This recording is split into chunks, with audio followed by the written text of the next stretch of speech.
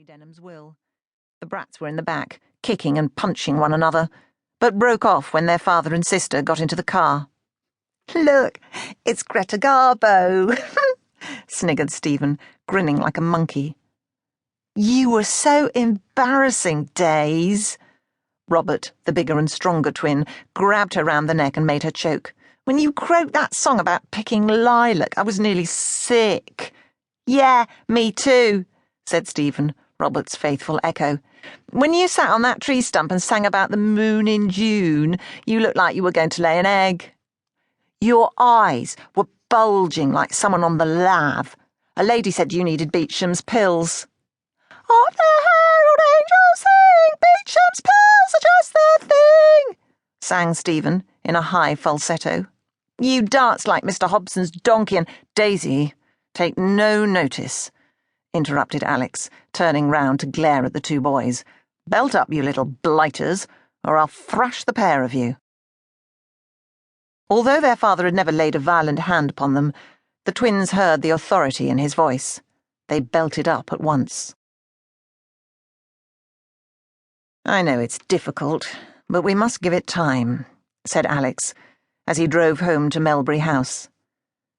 They'd come back to England the previous October, after Alex had been injured in an anti-British riot and obliged to leave the army. Dorset's so very different from Delhi, after all. "Damn right it is. No money, freezing cold, no servants, living in a ruin," whispered Robert, confident he was on his father's death side, so Alex wouldn't hear him, even if Daisy did. "We'll be fine, you'll see," continued Alex. "I know this winter's been a challenge. We've all had coughs and colds. But the spring and summer are wonderful in England. You chaps can learn to swim. We'll go for picnics on the beach. I'll find some ponies for you, and then you can go riding." "It sounds lovely, Dad," said Daisy loyally, even though she didn't much like riding, and though she hated England and everything about it. The damp and dismal countryside was ugly and depressing. The glass-green sea looked freezing. She didn't want to dip a toe in it, much less learn to swim. The beach was covered with sharp shingle or big pebbles, not with golden sand. The constant cold poked freezing fingers through her clothes into her very bones, and she'd given up all hope of being warm again.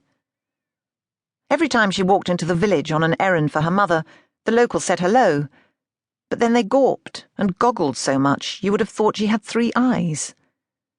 Whenever she went into the village shop, the woman behind the counter was very friendly and polite, but the other customers stared and muttered. Then they grinned like idiots if she turned round suddenly and caught them gawking, like a lot of fools.